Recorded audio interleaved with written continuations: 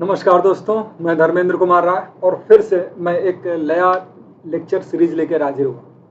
और आप जान रहे हैं कि ये लेक्चर सीरीज जो है वो राजस्थान जुडिशियल सर्विस के लिए हो, चाहे वो छत्तीसगढ़ हो, चाहे वो राजस्थान जेएलओ हो, सारी परीक्षाओं में ये आपके लिए काम करेगा। ये इसमें हम जो है सीपीसी के क्वेश्चन सॉल्व करेंगे और इस सीपीसी के क्वेश्चन को हम सेक्शन 1 से लेके लास्ट तक इस तरीके से क्रम से सॉल्व करते हुए जाएंगे और आपका रिवीजन भी होता हुआ चलेगा। तो इस ये तरीका रहेगा हम लोगों का रिवीजन करना। शिव चौबे, अजय कुमार, सौरभ, बताइए मेरी आवाज आप तक क्लियर पहुंच रही है तो मैं आगे लेक्चर को बढ़ाऊं। फिर अगर मेरी आवाज आप तक क्लियर पहुंच रही है तो मैं लेक्चर को आगे बढ़ाऊं।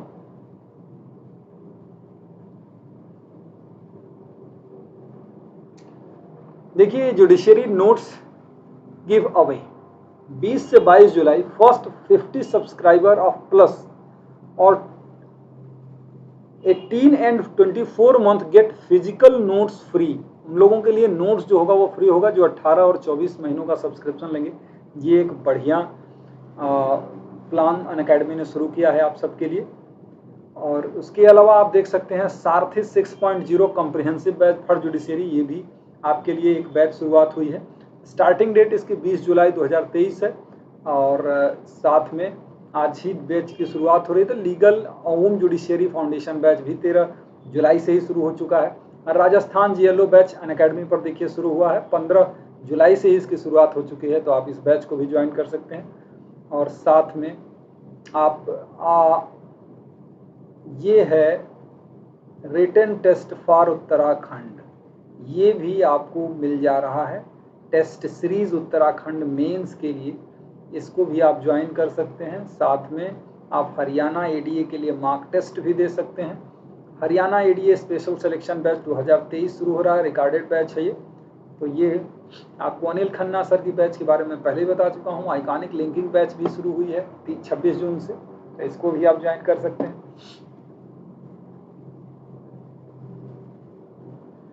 ठीक है, तो सौरभ जी, संगीता जी, शिव जी, गुड आफ्टरनून।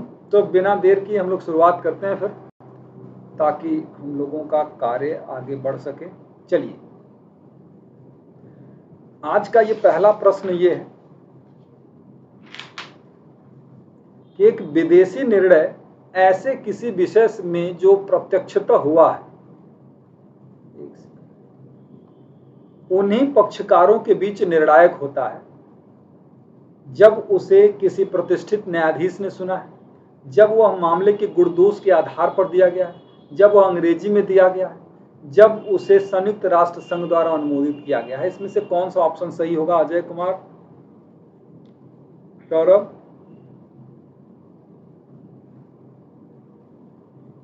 अजय जी को भूल गए थे। चलिए, अगला ये इसका सही ऑप्शन है जब वो मामले के मेरिट के आधार पर, गुण दोष का मतलब होता है मेरिट के आधार पर दिया गया हो, तब वो पार्टी के बीच कॉन्क्लूसिव होता है। और ये बात आपको सेक्शन नंबर 13 बताती है कि विदेशी निर्णय कॉन्क्लूसिव कब होता है। एक सेकेंड,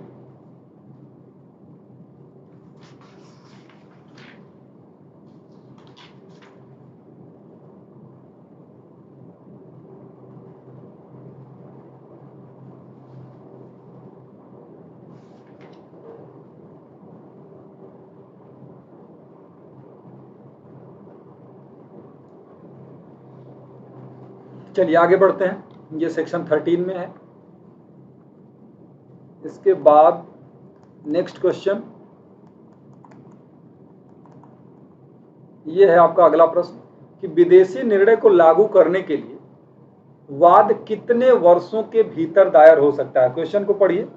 विदेशी निर्णय को लागू करने के लिए वाद कितने वर्षों के भीतर लागू किया जा सकता है?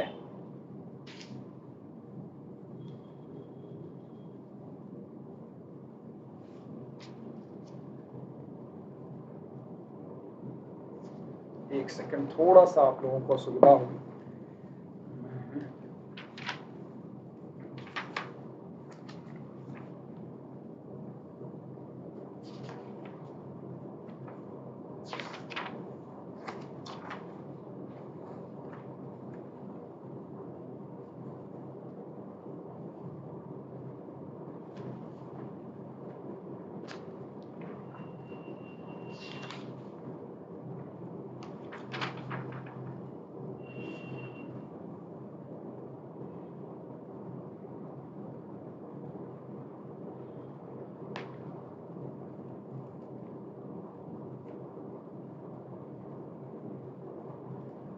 इसका आंसर आप लोग नहीं बता रहे हैं क्या? मेरी आवाज सही से नहीं जा रही क्या आपके पास?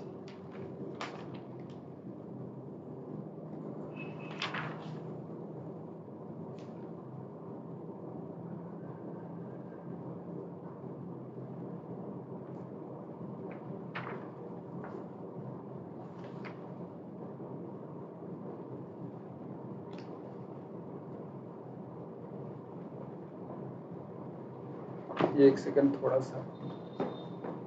सेकंड थोड़ा सा वेट करना होगा आपको।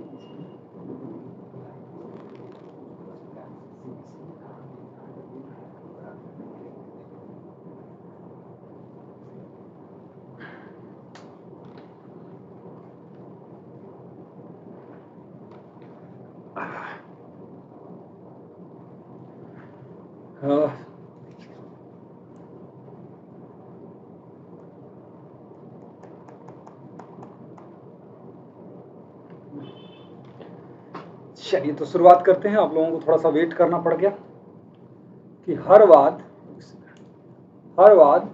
उस निम्नतम श्रेणी के, इसमें हम लोग चीजों को देखते हुए चले, हर वाद उस निम्नतम श्रेणी के न्यायालय में संस्थित किया जाएगा जो उसका विचारण करने के लिए सक्षम है। यह प्रावधान किस प्रकार की अधिकारिता से मतलब रहता है?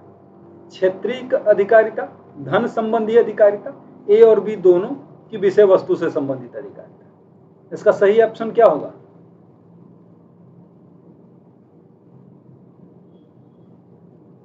कि निम्नतम श्रेणी के न्यायालय में किया जाएगा, इसका मतलब है धन संबंधी अधिकारिता। ठीक है, इसका संबंध धन संबंधी अधिकारिता से। अच्छा, धन संबंधी अधिकारिता का अगर ये पूछा जाए कि कहां परिभाषित किया गया है, तो सेक्शन 6 में। और ये बात जो आपको लिखी है निम्नतम श्रेणी के न्यायालय में संस्थित किया जाएगा, ये बात जो आपको सेक्शन 15 में है, ठीक है, सेक्शन 15 में ये बात लिखी हुई। चलिए, और क्षेत्राधिकार के बारे में आप जो देख रहे हैं ना, 15 से लेके, तो 15 तो टेरिटोरियल हो गया, और उसके बाद 16 से लेके 20 तक की चीजें होंगी इसमें। गुड आफ्टरनून अमिता जी। चलिए आगे बढ़ते हैं। सिविल प्रक्रिया संहिता के किस भाग में वाद संस्थित करने का स्थान वर्णित है? सिविल प्रक्रिया संहिता के कौन से भाग में वाद संस्थित करने का स्थान वर्णित है?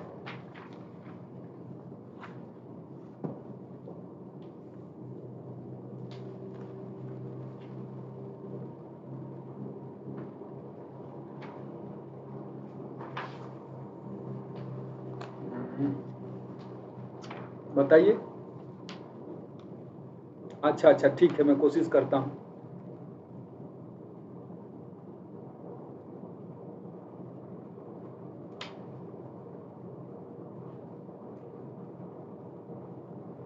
इसका क्या आंसर होगा भाई, बताइए।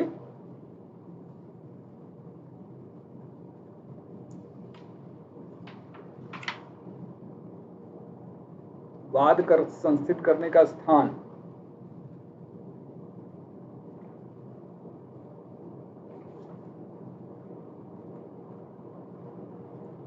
Option number A. चलिए अगला क्वेश्चन कर लीजिए। अचल संपत्ति से संबंधित वाद स्थानीय क्षेत्राधिकार रखने वाले उस न्यायालय में दायर किया जाएगा जहां प्रतिवादी अपना व्यवसाय करता है, जहां प्रतिवादी निवास करता है, जहां वह संपत्ति स्थित है, उपरोक्त में से किसी में नहीं।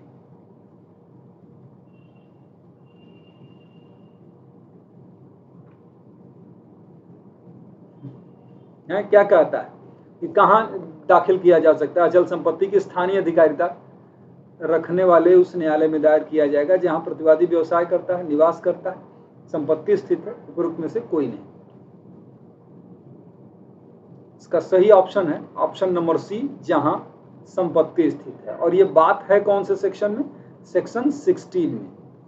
सेक्शन 16 में कि जहां इमूवेबल प्रॉपर्टी से संबंधित बात वहां संस्थित किए जाएंगे जहां प्रॉपर्टी सिचुएट करती है। चलिए अगला, निम्न में से कौन सी संपत्ति अचल संपत्ति संबंधी वाद नहीं है?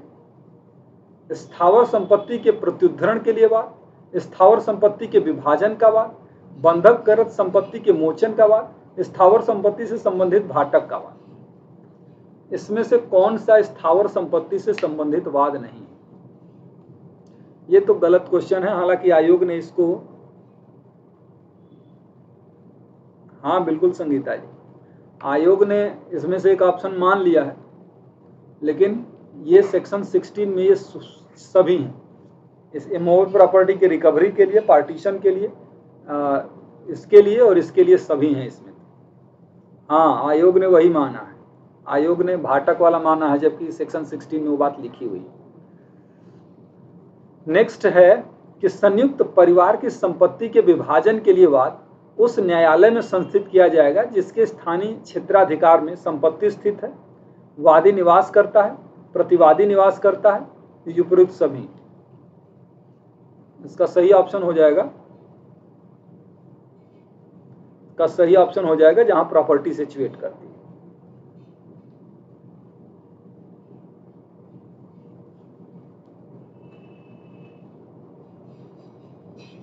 नेक्स्ट,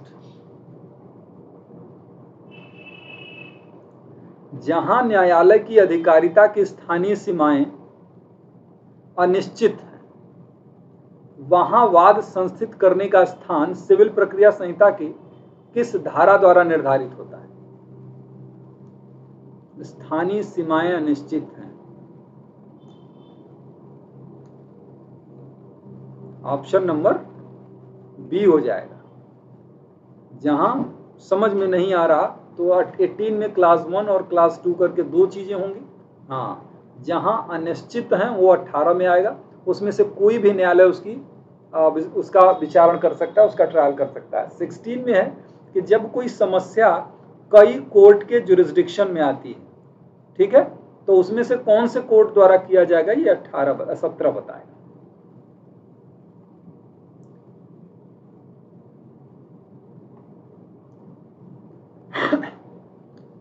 अभय इंदौर का निवासी है। वह दिल्ली में बद्री शाह के विरुद्ध मानहानिकारक लेख प्रकाशित करता है। अभय के विरुद्ध बद्री शाह कहां वाद संस्थित कर सकता है?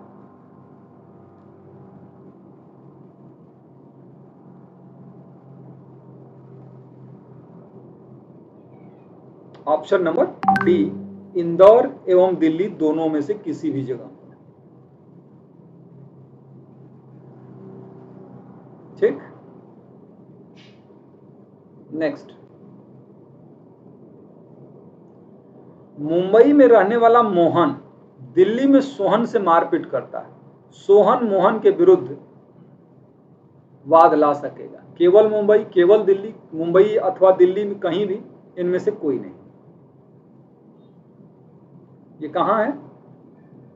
ये आपका आ जाएगा ऑप्शन नंबर हो जाएगा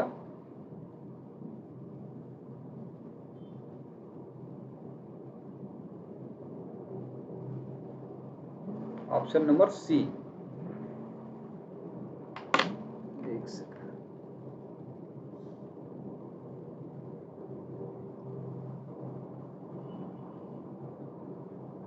सेकंड, एक सेकंड में दे रहा हूं। 4146।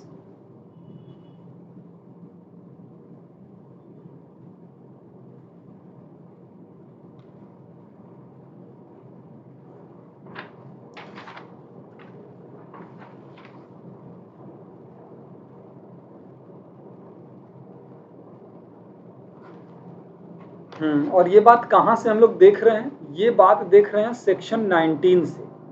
सेक्शन 19 का एक बात कहता है, सेक्शन 19 ये कहता है कि शरीर या चल संपत्ति के प्रति किए गए दोषों के प्रतिकर के लिए जो वाद लाना है, ठीक है, तो वो कहां लाया जाएगा? वो इन दोनों में से कहीं भी लाया जा सकता है। नेक्स्ट क्वेश्चन कर लेते हैं।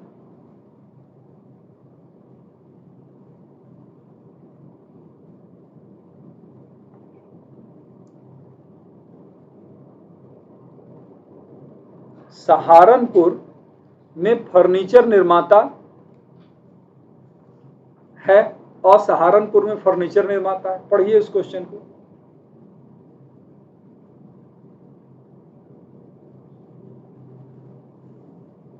ब वाराणसी में कारोबार करता है। ब सहारनपुर में अपने अभिकर्ता के माध्यम से 100 कुर्सियां खरीदता है और सहारनपुर में 100 को उसका परिधान करने को असे अपेक्षा करता है। ब खरीदी गई कुर्सियों की कीमत का भुगतान करने में असफल हो जाता है।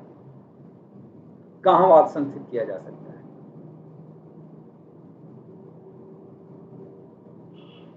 ऑप्शन नंबर सी, या तो सहारनपुर या वाराणसी में किया जा सकता है। क्लियर दिख नहीं रहा आपको? इतना क्लियर दिख रहा है, इतना क्लियर तो दिख रहा है, क्योंकि हम जो मोबाइल पास में रख के आपका देख रहे हैं उसमें बहुत ज्यादा क्लियर है।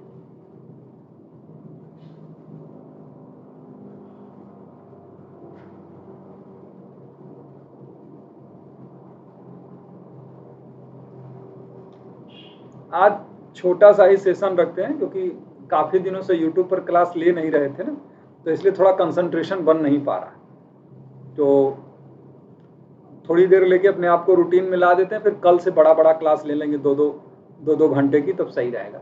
सिविल प्रक्रिया संहिता शरीर या जंगम संपत्ति के प्रति किए गए दोषों के प्रतिकर हेतुवाद ऐसी अधिकारिता वाले न्यायालय में प्रस्तुत किया जाएगा जहां दोष कारित किया गया, प्रतिवादी निवास करता है, प्रतिवादी अभिलाप के लिए स्वयं काम करता है, अन्य तीनों विकल्प में से कोई भी। बताइए।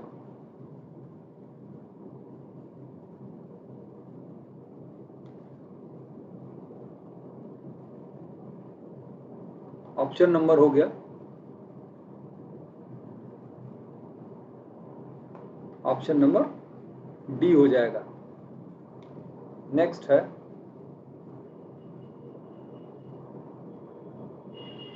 अ शिमला में, ब कलकत्ता में, स दिल्ली में रहता है। अ, ब और स वाराणसी में इकट्ठे हुए। ब और स ने मांग पर संदाय एक संयुक्त वचन पत्र लिखकर अ को दिया। अ वाद ला सकता है कहाँ? ब और स पर वाराणसी में, ब और स पर कलकत्ता में, ब और स पर दिल्ली में, चाहे ब आपत्ति करे, ब और स पर शिमला में।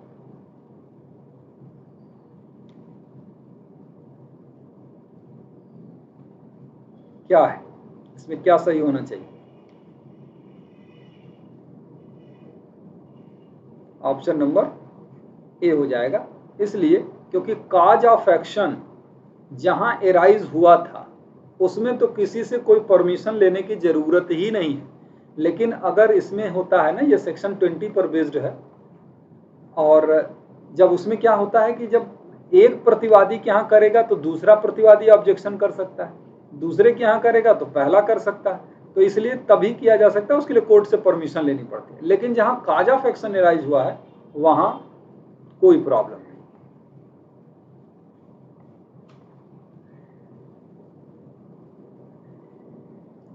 सिविल प्रक्रिया संहिता के अंतर्गत धन संबंधी परिसीमा या स्थानीय परिसीमाओं के आधार पर आक्षेप सर्वप्रथम अवसर पर निम्न में से किस धारा में किया जाएगा? 20 में, 21 में, 22 में कि 24 में? का सही ऑप्शन क्या हो जाएगा?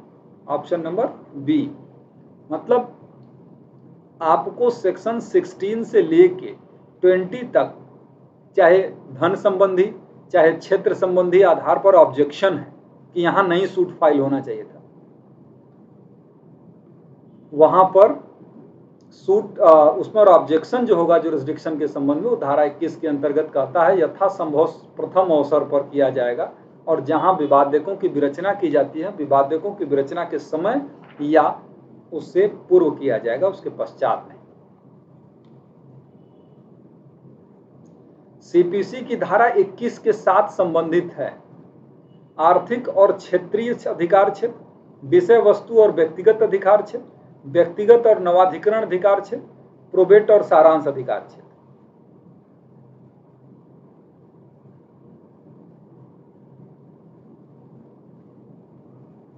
क्या सही होगा?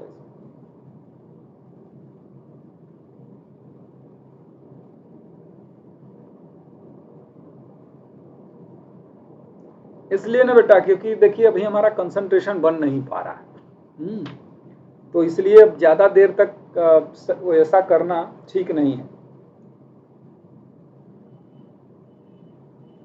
Option number A.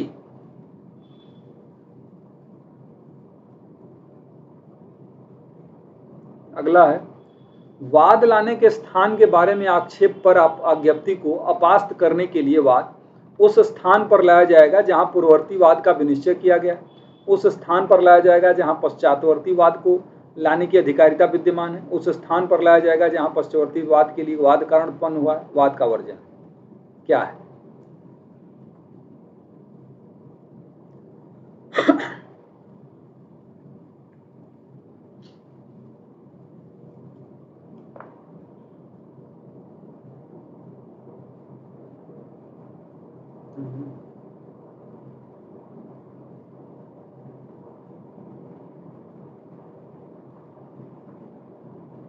Option number D.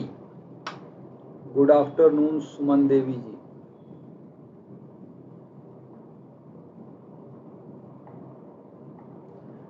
Next है कि दिल्ली में फिल्टर्स की पूर्ति करने के लिए संविदा मुंबई में निष्पादित की गई, किंतु उसमें कहा गया कि समस्त विवादों के संबंध में अधिकारिता भोपाल में हो। सप्लाई की गई सामग्री की मूल्य वसूली के लिए वाद ग्रहण किया जाएगा कौन से मामलों में, अरे कौन सी जगह पर? का सही ऑप्शन होगा option number C, Bhopal.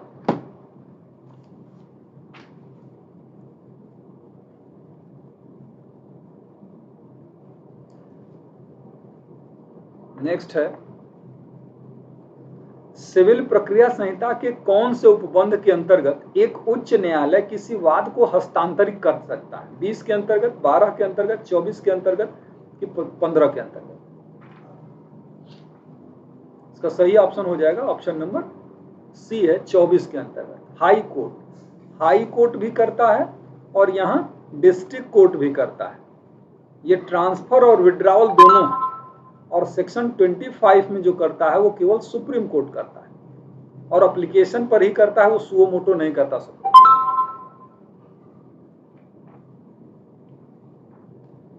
Section CPC के सेक्शन 25 में निम्नलिखित में से किसका प्रावधान करती है?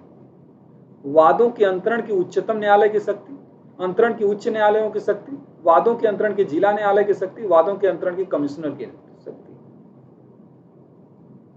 सही ऑप्शन क्या हो जाएगा? सुप्रीम कोर्ट की। अभी जस्ट बात यही कर रहे थे कि सेक्शन 25 में सुप्रीम कोर्ट है। अच्छा, सुप्रीम कोर्ट ट्रांसफर तो करता है, ये एप्लीकेशन पर ही ट्रांसफर करता है, मतलब पार्टी एप्लीकेशन देती है तभी करता है, इंटरेस्ट ऑफ जस्टिस के लिए। यहाँ अगर उसे लगता है कि केवल ट्रांसफर करने के लिए जो एप्लीकेशन है वो केवल परेशान करने के लिए किया गया है, तो वहां पर वो 2000 रुपए तक का वो प्रतिकर देने का भी आदेश कर सकता है।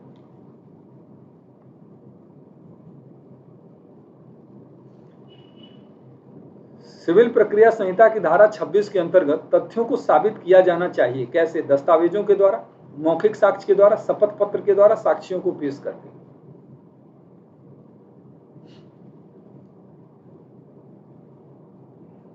सही ऑप्शन शपथ पत्र के द्वारा, शपथ पत्र के द्वारा।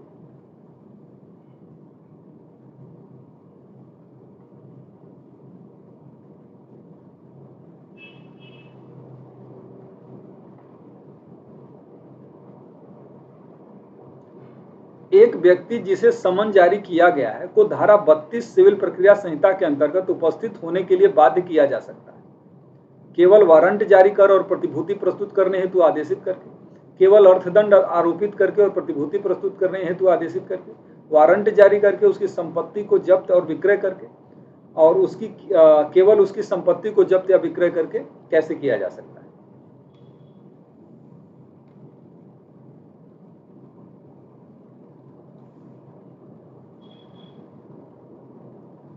ऑप्शन नंबर सी हो जाएगा इसमें।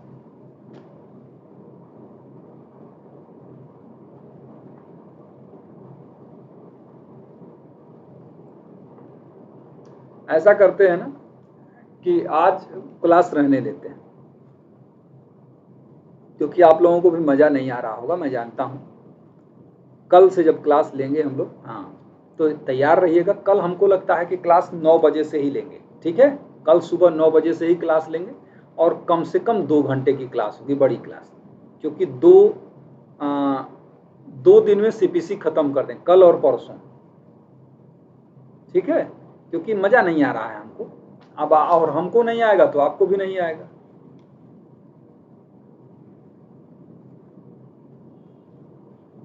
इस वजह से ये तो रहेंगे ना कल। आप लोग नाराज मत होइएगा कि आज के लिए, क्योंकि मुझे थोड़ा सा ठीक नहीं लग रहा।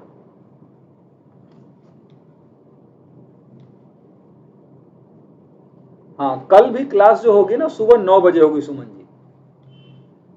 हाँ, 9 बजे से होगी, और इसके आगे डिस्कस करना शुरू करेंगे। सुबह 9 बजे से रहेगी यूट्यूब चैनल पर ही, लिंक मैं शेयर कर दूंगा आप लोगों को,